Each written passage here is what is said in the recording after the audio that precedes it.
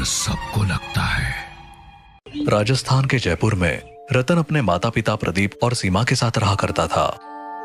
रतन अभी सिर्फ 13 साल का था और वो केंद्रीय विद्यालय में 7वीं क्लास में पढ़ रहा था। आज उसके स्कूल में उसे बताया गया कि उन लोगों को भानगढ़ स्कूल ट्रिप पर ले जाया जा रहा है। क्या? School trip? नहीं नहीं, तू ट्रिप पर नहीं जा सकता। क्यों? क्यों का क्या मतलब? तुम्हें पता नहीं है क्या तुम्हारी परेशानी? अरे पापा। तेरे पापा सही कह रहे, तू नहीं जा सकता। रतन अपने माँ बाप के इनकार से रोने लगा। हालांकि उसे भी पता था कि उनकी बात सही है, लेकिन एक बच्चे का दिल कैसे माने? आप चाहो तो वर्मा सर से बात कर लो, उन्होंने कहा था वो मेरा ख्याल रखेंगे। प्रदीप ने वर्मा सर को कॉल किया तो वर्मा सर ने उन्हें आश्वासन दिया कि वो उसका ख्याल रखेंगे। तो प्रदीप ने रतन को जाने की इजाजत दे दी। स्कूल ट्रिप की इजाजत मिलने से वो बहुत खुश हुआ और अगले दिन वो अपनी पूरी क्लास के साथ बस में बैठकर भानगढ़ की ओर निकल गया। बस भानगढ़ की ओर बढ़ रही थी। बच्चे हंसी ठिठोली कर रहे थे। रतन अपने दोस्त गिरीश के साथ बैठा था और उसके आसपास बबली, रवि, बॉबी, संजय और चंदू भी बैठे थे। सब बहुत एक्साइटेड थे, लेकिन उधर रतन के माता पिता घर पर बेचैन थे। सीमा, मुझे कुछ अच्छा नहीं लग रहा। हमें उसे नहीं भेजना चाहिए था। आप चिंता ना करो, सब ठीक होगा। मैंने उसके हाथ में एक धागा बांध दिया था, जो कि पंडित जी ने मुझे खास उसकी सुरक्षा के लिए दिया था। चलो, ये तुमने अच्छा किया। इधर बस में बच्चे हंसी मजाक कर रहे थे, लेकिन तभी अचानक रतन के शरीर में अजीब सी हरकतें होने लगी। उसके हाथ पैर अकड़ने लगे, वो कांपने लगा और उसकी आंखें ऊपर चढ़ गई। रतन, रतन, क्या हुआ तुझे? सर, जल्दी आइए, रतन को कुछ हो रहा है। वर्मा सर तुरंत उठे और रतन की तरफ भागे। तब तक रतन पूरी तरह अकड़ चुका था और नीचे गिर पड़ा था। उसके मुंह से अजीबोगरीब आवाजें आ रही थी। भगवान, ये इसे क्या हो गया? कहीं ये किसी चीज के वश में तो नहीं आ गया? ऐसा मत कह। वर्मा सर रतन के पास झुके और उन्होंने उसकी नब्ज चेक की। मुझे लगा था कि ऐसा होगा, लेकिन इतनी जल्दी होगा इसका अंदाजा नहीं था। मतलब आपको पहले से पता था? सर, हमें कुछ समझ में नहीं आ रहा। घबराओ मत, रतन को बस दौरा पड़ा है, थोड़ी देर में ठीक हो जाएगा। उन्होंने अपनी जेब से एक छोटी शीशी निकाली और उसे रतन की नाक के पास ले गए। कुछ ही सेकंड में रतन की अकड़न धीरे धीरे कम होने लगी। उसकी आंखें सामान्य होने लगी। मुझे माफ कर दो। अरे पागल, इसमें तेरी क्या गलती? ये तेरे बस में थोड़ी है। रतन चुपचाप बैठ गया और अब बस में बिल्कुल शांति हो चुकी थी, क्योंकि सब बच्चे डर गए थे। अरे तुम लोग सिर्फ एक दौरे से इतना डरोगे तो भानगढ़ का भूत क्या करेगा? सबके चेहरे पर मुस्कान आ गई। थोड़ी देर सब सामान्य रहा और फिर अचानक बस झटके से रुक गई। तेज ब्रेक लगने से सभी बच्चे आगे की ओर गिर पड़े। अरे ये क्या हुआ? ड्राइवर, क्या कर रहे हो? सामने कुछ औरतों का झुंड खड़ा है। सभी ने तेजी से सामने देखा, लेकिन वहाँ कोई नहीं था। लेकिन वहाँ तो कुछ भी नहीं दिख रहा। ड्राइवर, तुमने गलत देखा होगा। नहीं सर, वो औरतें हमारी तरफ आ रही हैं। सभी ने डरते हुए फिर से देखा, लेकिन वहाँ अब भी कुछ नहीं था। मुझे यहाँ से वापस जाना है। तभी अचानक ड्राइवर जोर से हंस पड़ा और बोला, कैसा लगा मेरा मजाक?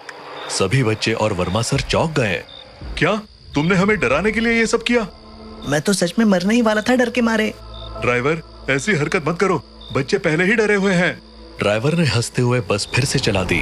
अंततः बस भानगढ़ पहुंची। जैसे ही बच्चों ने खिड़कियों से बाहर झांका, चारों ओर फैली वीरानगी ने उनके मन में एक अजीब सी बेचैनी भर दी। हवा ठंडी थी, लेकिन उसमें एक अनकही घुटन थी, मानो वो किसी अनदेखे साए की निगरानी में थे। जैसे ही बस किले के सामने रुकी, सभी बच्चे धीरे धीरे नीचे उतरने लगे। ये किला, ये भूतिया है। बच्चों के बीच भूतिया कहानियों को लेकर चर्चा शुरू हो गई। कुछ इसे मजाक समझ रहे थे, तो कुछ के चेहरों पर हल्का सा डर झलकने लगा था। तभी अचानक उनके सामने एक अजीब सा गार्ड प्रकट हुआ। वो गार्ड लंबा था, झुकी हुई कमर, गहरी आंखों के नीचे काले गड्ढे और चेहरा ऐसा जैसे परसों से नींद ना ली हो। तुम सबको डरने की जरूरत नहीं, ये सब बस कहानियां हैं। अंदर जाओ, आराम से घूमो। लेकिन क्या? नहीं, कुछ नहीं।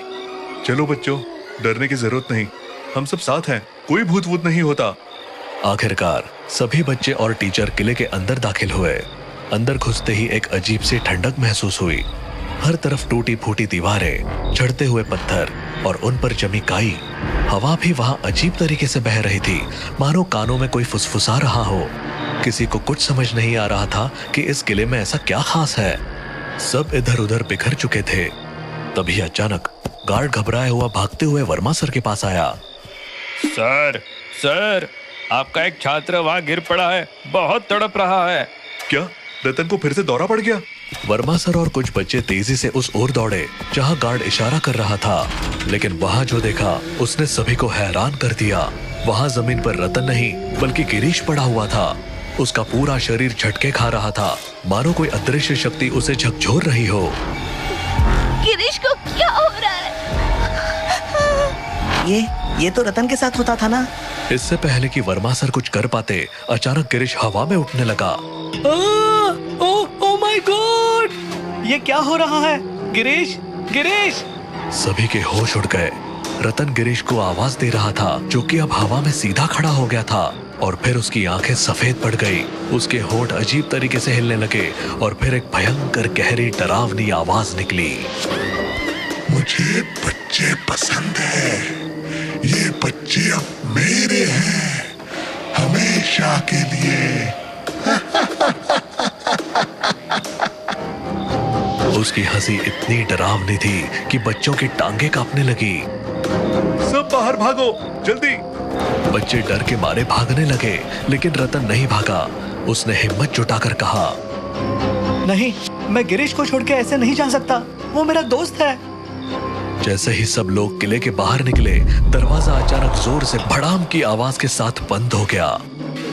गिरीश और रतन अंदर रह गए। सर, हम ऐसे ही उन्हें मरने के लिए नहीं छोड़ सकते। लेकिन ये दरवाजा, ये अपने आप कैसे बंद हो गया? तभी अंदर से रतन की दिल दहला देने वाली चीख सुनाई थी। सर, आपने उसे अकेला क्यों छोड़ दिया? हम सबको बचाना आपकी जिम्मेदारी थी, खास तौर पर रतन को। वर्मा सर को अपनी गलती का एहसास हुआ। उन्होंने एक नजर किले के बंद दरवाजे पर डाली और फिर पूरी ताकत से उस पर धक्का मारने लगे। कोई मेरी मदद करो, हमें दरवाजा तोड़ना होगा। खोलो, दरवाजा खोलो, खोलो। गार्ड और ड्राइवर पीछे खड़े होकर सब देख रहे थे। ड्राइवर ने धीरे से कहा, उसकी चीख सुन के तो ऐसे लग रहा है कि वो मर गया होगा।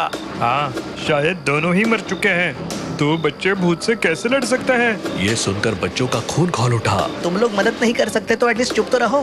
हाँ, हम अपने दोस्तों को ऐसे नहीं छोड़ सकते। वर्मा सर और बच्चे पूरी ताकत से दरवाजा तोड़ने लगे। दूसरी तरफ किले के अंदर गिरीश अब भी हवा में था।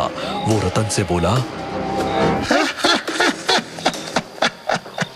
अच्छा हुआ तू रुक गया, एक से भले दो। अब तू भी मेरा शिकार होगा। गिरीश हवा में तैरते हुए रतन की तरफ बढ़ने लगा। रतन भागने लगा, लेकिन गिरीश के अंदर जो भूत था उसने उसे जकड़ लिया। रतन छटपटाने लगा। तभी अचानक रतन का हाथ गिरीश की कलाई पर पड़ा। गिरीश की कलाई पर एक लाल धागा बंधा था, जो उसके शरीर से हल्का सा छू गया। एक भयंकर चीख गूंज उठी।